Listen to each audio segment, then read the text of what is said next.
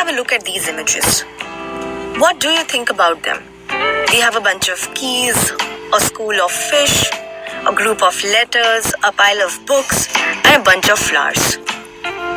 The one thing that can be seen in common is that everything is in the form of a group or set.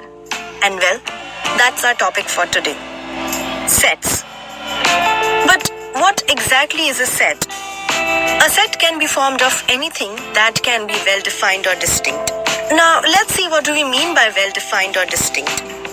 Let's take an example. A set of numbers from 1 to 10. Now, this is well-defined. You can list all these numbers also, right? So, this can be a set. Let's consider another example. A set of smart students or a set of generous people. Can this be considered as a set? No, not exactly, right? Because here, smart or generous cannot be defined or measured, or we can say that these are relative terms because the meaning of these words will change from individual to individual. Hence, we cannot make a set of these situations. Let's take a simpler example. A set of all the letters that comes after T. So what all letters will be there? U, V, W, X, Y, and Z. Yes, so this can be also called as a set. Right? Let's see a few of these examples if we can form a set of them or not. The first is states of India. So, can we form a set of this? Yes, because there are 29 states in India and you can list all of them.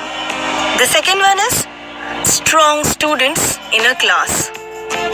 Well, this cannot be a set because strong is a relative term. But suppose here if I'll add a condition like students who weigh more than 50 kg in a class are to be considered as strong. Can now this be formed a set? Yes, because now we have a number, a quantity or a well-defined and distinct property that we can use and form this set. Right? Let's see the next one. Students who have scored 70% and above in the last semester? Yes, you can form a set of this. Collection of great people in the world. Again, great is a relative term and we cannot form a set of this. So I hope by now you know what are sets and in which conditions we can form a set and cannot form a set. Let's move to the next step. So how do we present these sets? There are two different ways to write these sets.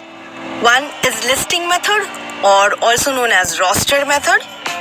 The second is rule method or known as set builder method.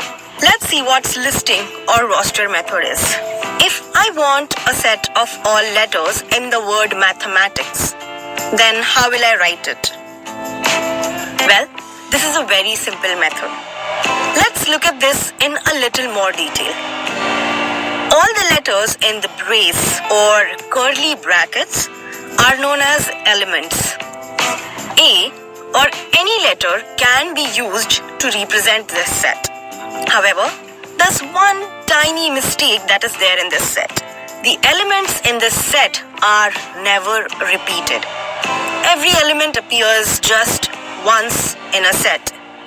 Hence, the solution of this set of all the letters in the word mathematics will be A is equal to curly brackets M A T H E I C S curly brackets closed.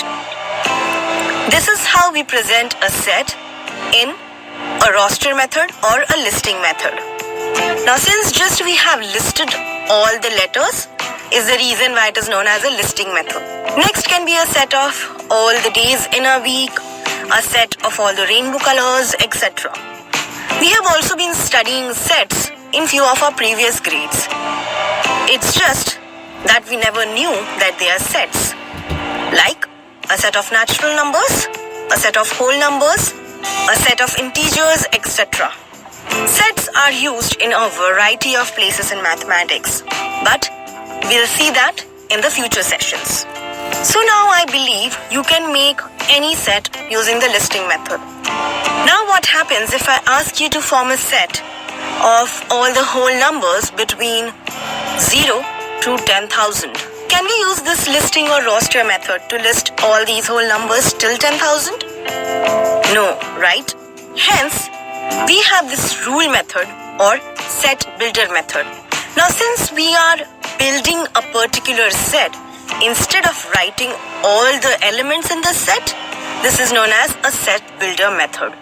Now a set using set builder method is written like this and is read as E is a set of all x such that x belongs to whole numbers and x is a whole number between 0 to 10,000. Now, was this a little difficult? Let's try another set.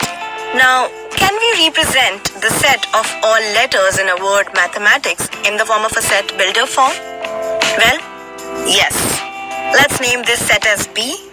B is a set of all x such that x is the letter of the word mathematics. Every set can be represented in the set builder form. Try a few of these sets in the form of listing as well as set builder method. Now, why this method is known as a rule method? Now here we can see that we have added certain conditions in this set. This is the reason why this is also known as a rule method. So till now we have seen that what is a set, things that can form a set, and ways to represent these sets. In our coming sessions, we will see what are the different type of sets and also about the Venn diagrams.